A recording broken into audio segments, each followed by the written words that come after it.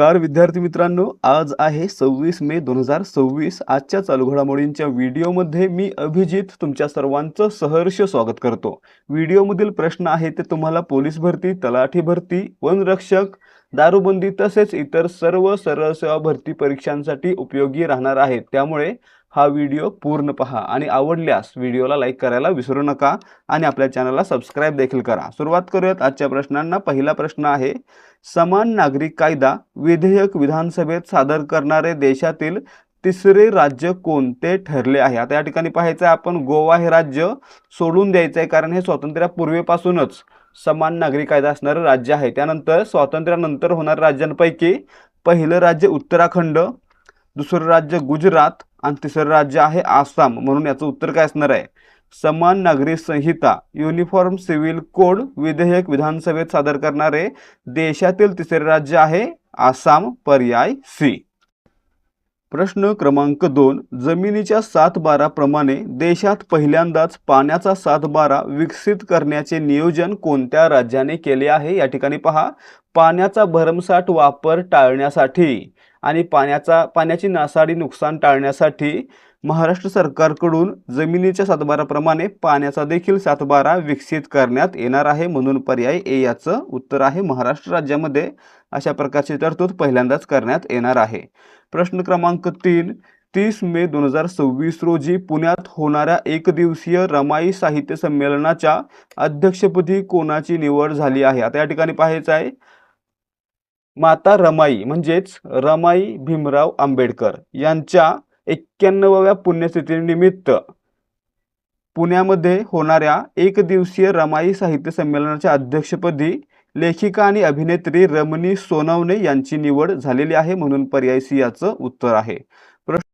पुढे पाहायचं, प्रश्न क्रमांक 4, 24 मे 2026 रोजी 75वा fit India Sunday on cycle उपक्रम मुख्यत्वे कोठे पार पडला? या ठिकाणी पाहायचं आहे, 75वा fit India Sunday on cycle हा उपक्रम साबरमती नदीच्या काठावर अहमदाबाद या शहरामध्ये पार पडलेला आहे. म्हणून याचं उत्तर आहे पर्याय सी, अहमदाबाद. आणि मित्रांनो, या इव्हेंटची सुरुवात किंवा उद्घाटन कोणी केलं तर केंद्रीय क्रीडा मंत्री मनसुख मांडविया यांनी या सायकलिंग उपक्रमाची सुरुवात केली किंवा शुभारंभ केला.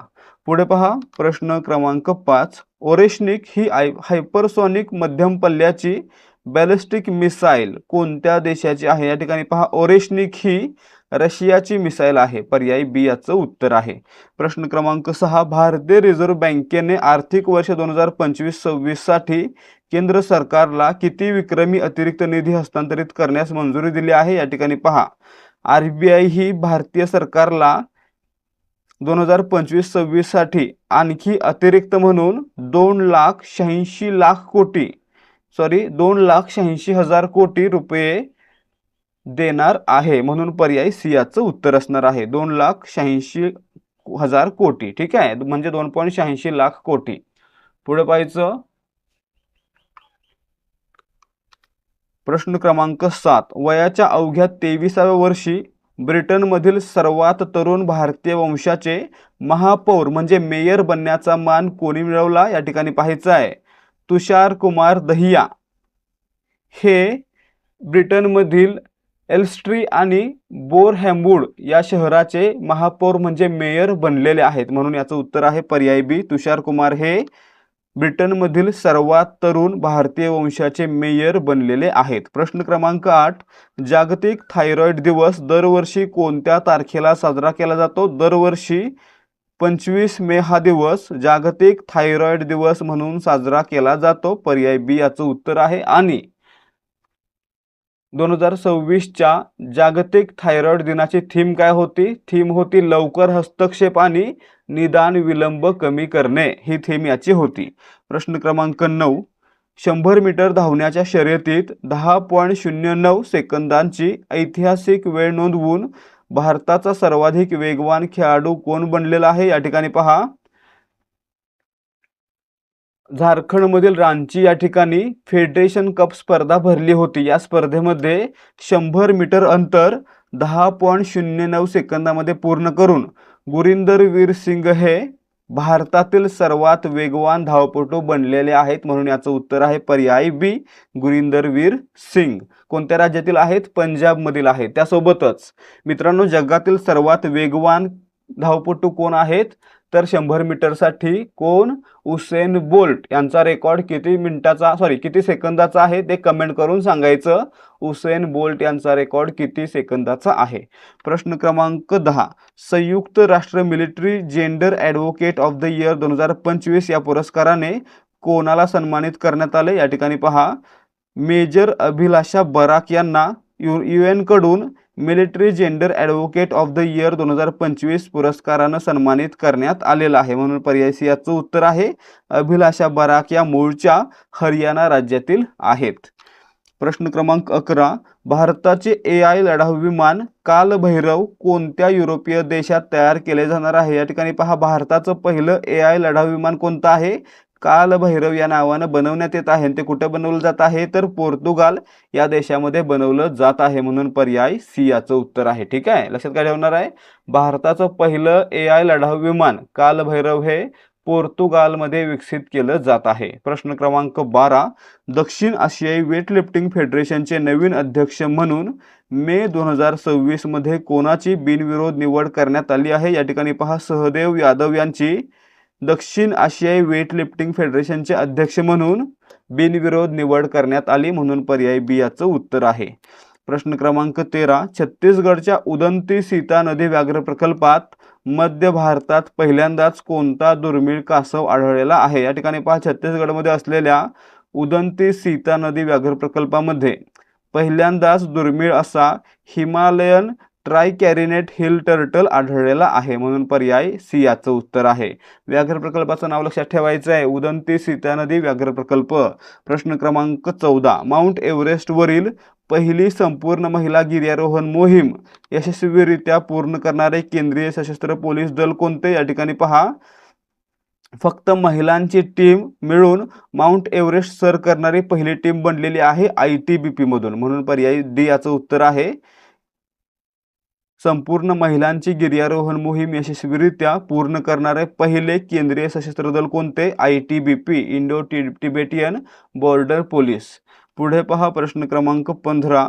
आशियाई उत्पादकता संघटनेच्या म्हणजे APOच्या नियामक मंडळाच्या 66व्या सत्राचे यजमानपद कोणत्या देशाकडे देण्यात आले आहे? या ठिकाणी पहा, APOची 66वी बैठक 2026 मध्ये पार पडणार आहे आणि याचे अध्यक्षपद भारताकडे देण्यात आलेलं आहे, किंवा यजमानपद आहे ते भारताकडे देण्यात आलेलं आहे. ही बैठक आहे ती भारतामध्ये पार पडेल, म्हणजे पर्याय सी याचं उत्तर आहे.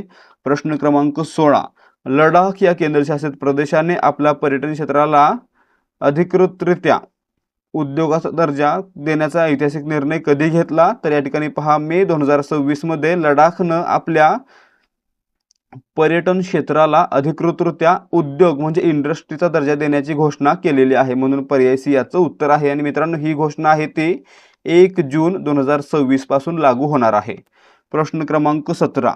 भारतातील पहिली खाजगी क्षेत्रातील मरीन गॅस टर्बाइन म्हणजे MGT दुरुस्ती आणि ओव्हरहॉल सुविधा कोठे उभारली जाणार आहे? ही सुविधा मित्रांनो आंध्र प्रदेशमधील विशाखापट्टणम या ठिकाणी उभारली जाणार आहे. पर्याय डी याचं उत्तर आहे.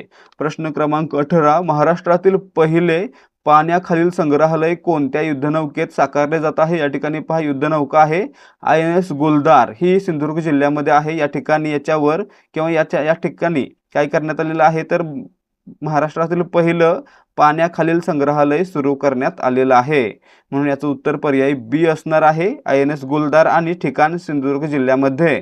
या ठिकाणी स्कुबा डायव्हिंग सुविधा असणार आहे, बुडून आपल्याला या ठिकाणी हे जहाज पाहता येईल.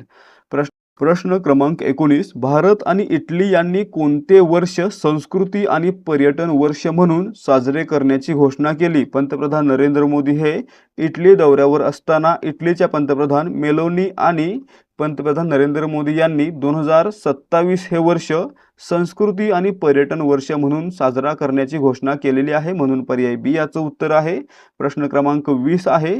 25 मे 2026 रोजी एकूण किती पद्म पुरस्कार प्रदान करण्यात आले आहेत? त्या ठिकाणी पहा, 2026 सालासाठी एकूण 131 पद्म पुरस्कार दिले गेलेले आहेत. ठीक आहे, त्यापैकी 25 मे 2026 रोजी पहिल्या टप्प्यामध्ये 66 पुरस्कार वितरित केले गेले, म्हणून याचं उत्तर असणार आहे पर्याय ए.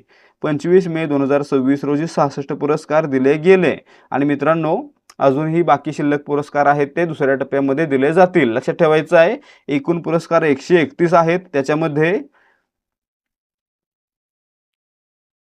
5 पद्मविभूषण, 13 पद्मभूषण आणि 113 पद्मश्री पुरस्कार दिलेले होते. त्यापैकी या ठिकाणी पहा, त्यापैकी 2 पद्मविभूषण 6 पद्मभूषण आणि 58 पद्मश्री पुरस्कार 25 मे 2026 रोजी दिले गेले. अशा प्रकारे एकूण 66 पुरस्कार 25 मेला दिले गेलेले आहेत. प्रश्न क्रमांक 21, प्रतिष्ठेचा गोडार्ड ॲस्ट्रॉनॉटिक्स अवॉर्ड कोणत्या संस्थेकडून देण्यात येतो? आता या ठिकाणी पाहायचं आहे 2026 साठी गोडार्ड ॲस्ट्रॉनॉटिक्स अवॉर्ड आहे तो इस्रोच्या चंद्रयान 3 मोहिमेच्या लँडिंगला देण्यात आलेला आहे. ठीक आहे. त्यासोबतच हा पुरस्कार आहे तो American institute of astronomy and astronautics या संस्थेकडून देण्यात येतं, म्हणून याचं उत्तर काय असणार आहे पर्याय C. AIAA American institute of astronomy and astronautics. तर विद्यार्थी मित्रांनो, या ठिकाणी आपले आजचे प्रश्न समाप्त होत आहेत. जर तुम्हाला आजच्या प्रश्नांची उत्तरं आणि स्पष्टीकरण समजलं असेल तर व्हिडिओला लाईक करा आणि याच प्रकारच्या प्रश्नोत्तरांचे व्हिडिओ पाहण्यासाठी आपल्या चॅनलला सबस्क्राईब करा. भेटूयात पुढच्या भागामध्ये. जय हिंद, जय भारत आणि जय महाराष्ट्र.